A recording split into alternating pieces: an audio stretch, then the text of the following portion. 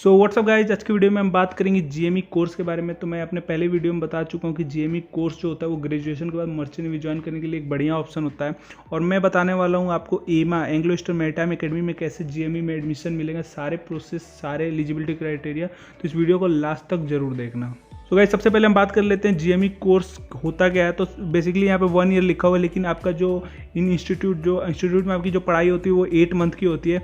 8 month आपका classroom प्रीसी training होता है। उसके बाद आपको 6 मंथ का आपको ऑन बोर्ड ट्रेनिंग दिया जाता है, यहाँ पे आपको स्टिपेंड भी मिलता है, फ्री बोर्डिंग एंड लॉजिंग भी होता है। तो ये आपका कुछ इन्फॉर्मेशन दे रखा है कि आपको आपके 8 मंथ का जो ट्रेनिंग होता है, ऑन प्रीसी कोर्स होता है, जो क्लासरूम ट्रेनिंग होता है, उसमें आप क्या क्या सीखते हैं, और आपका जो 6 मंथ में ऑन बोर्ड ट्रेनिंग होता है उसमें आप क्या क्या सीखते हैं।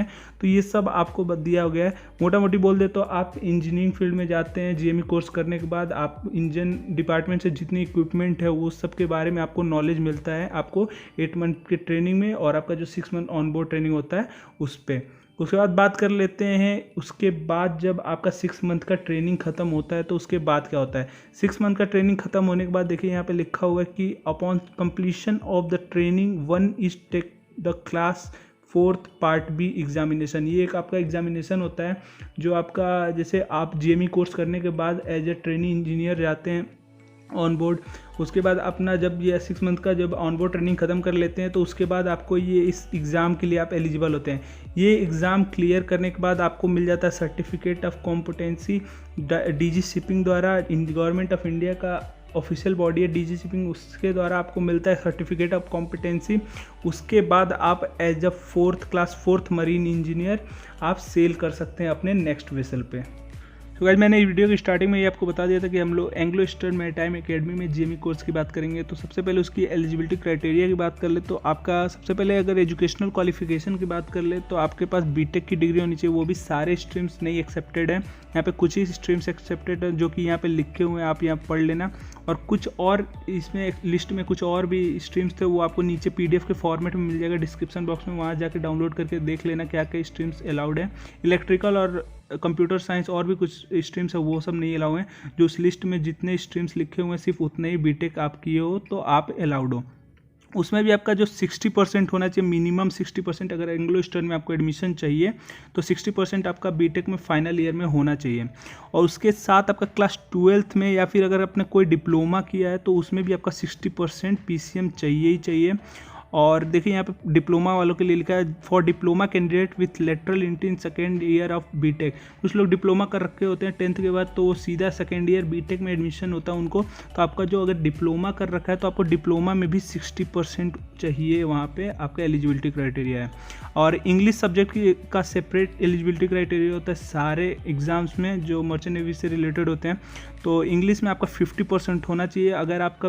अगर बीटेक करते वक्त किसी भी ईयर में अगर इंग्लिश है तो वहाँ पे भी आपका 50% चलेगा, या फिर 10th में या फिर 12th में कहीं पे भी आप इंग्लिश में 50% से ऊपर लाए हो तो वो भी चलेगा। सो गाइस, अगर एज लिमिट की बात कर ले तो जो आपका मैक्सिमम एज होना चाहिए on the date of commencement of course वो होना चाहिए 28 ईयर से कम। 28 ईयर अपने अगर क्रॉस कर लिया अगर कोर्स के कमेंसमेंट तक तो आप इनएलिजिबल हो जाते हैं। और कोर्स जो इनका है वो 1 मार्च में स्टार्ट होता है, 1 जुलाई में, 1 नवंबर में स्टार्ट होता है। ये मैंने ऑफिशियली वहाँ से कंफर्म किया है। फिजिकल एंड मेडिकल स्टैंडर्ड्स की बात कर ले तो आपका फिजिकली और मेंटली फिट होना चाहिए, वो भी आपका मेडिकल में टेस्ट होता है। और यहाँ पे आई साइट, जो मर्चेंट नेवी फील्ड होता है उसमें आई साइट को बहुत ही मैंडेटरी रखा है फील्ड में।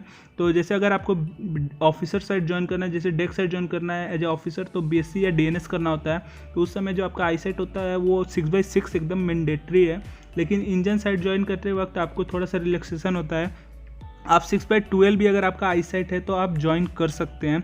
कहीं कहीं किसी इंस्टीट्यूट में ये 6/18 तक भी अलाउड है, लेकिन आपका जो एक आई होना चाहिए उसमें 6/12 और दूसरे आई में 6/18 होना चाहिए, ऐसे कुछ होता है। लेकिन यहाँ पे अगर आपको एंग्लो ईस्टर्न में एडमिशन चाहिए तो आपका 6/12 दोनों आँख में मैंडेटरी है। उससे अच्छा हो तो और भी अच्छी बात है। और आपका कलर ब्लाइंडनेस नहीं होना चाहिए, ये भी अलाउड नहीं है। ये भी टेस्ट आपका मेडिकल में ही होता है। बात कर लेते हैं रजिस्ट्रेशन प्रोसेस के बारे में। तो जैसे कोविड-19 जब नहीं चल रहा था तब जो इनका प्रोसेस था वो कुछ ऐसा था, आपका एप्लीकेशन फॉर्म आपको मिल जाता था, उसको आपको फिलअप करना होता था। उस एप्लीकेशन फॉर्म का लिंक आपको डिस्क्रिप्शन बॉक्स में मिल जाएगा, वहाँ जाके आप एप्लीकेशन फॉर्म फिल कर सकते हैं। उसके बाद आपको एक पेमेंट का लिंक आता था फॉर्म फिल करने के बाद। पेमेंट का लिंक पे पेमेंट करने के बाद उसके बाद आपको ऑनलाइन टेस्ट सेंटर बुकिंग का एक लिंक आता था। उस लिंक पे जाके आप अपना पूरा सेंटर का चॉइस और डेट डालते थे, तो उसके हिसाब से आपका एक एडमिट कार्ड बन के निकल जाता था। उसके बाद आप ऑनलाइन टेस्ट देने जाते थे सेंटर पे, उसको क्लियर करने के बाद इंटरव्यू देने जाते हो, या फिर मुंबई या फिर दिल्ली। ये था कोविड-19 से पहले की। लेकिन अभी जो आजकल कोविड-19 का सिचुएशन में, जब कोविड-19 की वजह से चारों तरफ लॉकडाउन है, तो आप सेंटर पे भी नहीं जा सकते हो, इंटरव्यू देने बाहर भी नहीं जा सकते हो। तो अभी उनका जो प्रोसेस है वो आपका नॉर्मली फॉर्म फिल करना होता है, आपका पास पेमेंट का भी लिंक नहीं आता है, सीधा आपका इन्फॉर्मेशन उनके पास चला जाता है, उनके पास फीड हो जाता है। उसके बाद उनके ईमेल से आपको मेल आएगा, आपको पूरा ऑनलाइन टेस्ट, इंटरव्यू, आपका मेडिकल कब करवाना है, सबका इन्फॉर्मेशन आपको वहाँ से आ जाएगा। सबसे पहले ऑनलाइन टेस्ट का आता है, वो क्लियर करने के बाद इंटरव्यू का आएगा, फिर वो क्लियर करने के बाद आपके पास मेडिकल का भी ईमेल उनका खुद का ही आता है। गाइस अगर स्टेप्स की बात कर ले तो सबसे पहले आपको ऑनलाइन टेस्ट क्लियर करना पड़ता है, उसके बाद पैनल इंटरव्यू, उसके बाद आपको मेडिकल भी क्लियर करना पड़ता है। ये तीनों क्लियर करने के बाद आपको मिलता है प्रोविजनल सिलेक्शन लेटर। उसमें उस टाइम आपको डॉक्यूमेंट अपने सबमिट करने होते हैं और एक उनका फ़ी होता है, उसको भी आपको सबमिट करना होता है। ये सब सबमिट करने के बाद आपका फिर आपको वेट करना होता है मेरिट लिस्ट का। फाइनल मेरिट लिस्ट आपको मिलता है। फाइनल मेरिट लिस्ट मिलने के बाद अगर आपको उसमें नाम होता है तो आपको ऑफर लेटर और ज्वाइनिंग लेटर आता है एंग्लो की तरफ से। तो मेरिट लिस्ट किस बेसिस बनता है अगर उसकी बात कर ले तो आपका जो ऑनलाइन टेस्ट में मार्क्स होगा, पैनल इंटरव्यू में और ग्रेजुएशन में जो आपका मार्क्स होगा, 12th के PCM परसेंटेज में जो आपका मार्क्स होगा, उस बेसिस पे इनका मेरिट लिस्ट बनता है। और अगर उस मेरिट लिस्ट में आपका नाम नहीं होता तो ये आपका सब वापस हो जाता है, आपका डॉक्यूमेंट और आपका जो मतलब पैसे जो आपने जमा किए वो सब आपके वापस हो जाता है। उसके बाद अगर बात कर ले ऑनलाइन टेस्ट के सिलेबस के बारे में, तो सिलेबस का तो जो लिंक है वो आपको डिस्क्रिप्शन बॉक्स में मिल जाएगा, वहाँ जाके आप पूरा सिलेबस डाउनलोड कर सकते हैं। GME का पूरा सिलेबस जो आपका ऑनलाइन टेस्ट में आएगा। और नॉर्मली अगर टेस्ट के बारे में बता दे तो ये आपका 2 सेक्शन में होता है, पूरे 3 आवर्स के लिए होते हैं। तो सबसे पहले पैन 1 जो होता है उसमें आपका जो टॉपिक होता है वो इंग्लिश होता है, एप्टीट्यूड होता है, मैकेनिकल इंजीनियरिंग के टॉपिक्स होते हैं और आपका वो पूरा टोटल 2 आवर्स का होता है। और वो 2 आवर्स में आपका 100 मार्क्स का क्वेश्चन होता है, कोई भी निगेटिव मार्किंग नहीं होती है, तो आपको पूरा अप्लाई करना होता है। अगर आपको 60% आप कर लेते हो तो आपका हो जाने का पूरा चांसेस है। और जो डिफ़िकल्टी लेवल है वो भी यहाँ पे दे रखा है। जो आपका डिफ़िकल्टी लेवल है वो डिग्री जो आपने ले रखा है, जो बीटेक का डिग्री ले रखा है उसके उतना ही होता है, ज़्यादा डिफिकल्ट नहीं होता, बहुत ईजी पेपर होता है। मैंने पहले अपने सीनियर से बात कर रखा है। अगर पैन 2 की बात कर ले तो आपका पूरा साइकोमेट्रिक टेस्ट होता है, 1 घंटे का होता है, 241 क्वेश्चन होते हैं और आपको पूरे 241 क्वेश्चन 1 आवर के अंदर करने होते हैं। बहुत ही ईजी होते हैं, थोड़ा सा दिमाग लगाना होता है और पूरे 1 आवर में 241 क्वेश्चन करने होते हैं। अगर आपने 241 क्वेश्चन नहीं कर पाया तो आपका जो अगर इसमें भी क्लियर कर लेते हो तो यहाँ पर आपको डिस्क्वालीफाई कर दिया जाएगा और आप बाहर चले जाओगे। बाद पैनल इंटरव्यू की बात कर ले तो पैनल इंटरव्यू जो आपका ऑनलाइन टेस्ट क्लियर करने के बाद आपको इसका मेल आता है कि कब आपको मतलब पैनल इंटरव्यू देना होता है। तो अभी तो फिलहाल इसका कोई ज़रूरत नहीं है क्योंकि आप यहाँ घर बैठे बैठे ऑनलाइन इंटरव्यू दे रहे हो। फिर भी इनका जो कुछ इन्फॉर्मेशन दे रखा है, जैसे candidate is required to present himself in formal attire, आपको फॉर्मल कपड़े पहन के वहाँ पे रहना, विद अ टाई आपका मैंडेटरी होता है। उसके बाद आपको वहाँ पे मतलब ऑनलाइन ही आपको इनको जमा करना होता है, ऑनलाइन मार्कशीट अपना और अपना क्लास 10th और 12th का सर्टिफिकेट और आपका जो डिग्री का सर्टिफिकेट होता है वो भी आपको वहीं पे ऑनलाइन उनको भेजना होगा। अभी इस समय सिचुएशन में, अगर इससे पहले लॉकडाउन से पहले जो था वहाँ पे आपको लेके जाना होता था, दिल्ली या मुंबई जहाँ पे भी आपका हो, वहाँ पे आपको ये सब डिग्रीज और ये सब अपना फ़ोटोज़ लेके जाना होता था। और देखिए यहाँ पे लिखा while due weightage is given to academics achievement in extra curricular activities sports. Extra curricular activity जैसे मैं अपने स्कूल में कैप्टन था तो मैं अपना सर्टिफिकेट लेके गया था और मुझे बहुत सारे सर्टिफिकेट मिले, वो सब भी बहुत ही हेल्पफुल होते हैं। वहाँ पे आपके चांसेस जो होते हैं सिलेक्शन के वो और भी बढ़ जाते हैं, तो ये भी उनको लेके जाना बहुत ज़रूरी होता है। अगर आपने वहाँ पे लिखा है बायोडाटा फॉर्म में कि मैं ये था अपने कॉलेज में, तो उसका सर्टिफिकेट आपके पास होना बहुत ही ज़रूरी है। सो गाइस इंटरव्यू क्लियर करने के बाद आपको मेडिकल एग्जामिनेशन का ईमेल आता है। उस ईमेल में आपको पूरा इन्फॉर्मेशन लिखा होता है, किस डॉक्टर के पास जाना है, कब जाना है, कहाँ जाना है, सब कुछ लिखा होता है।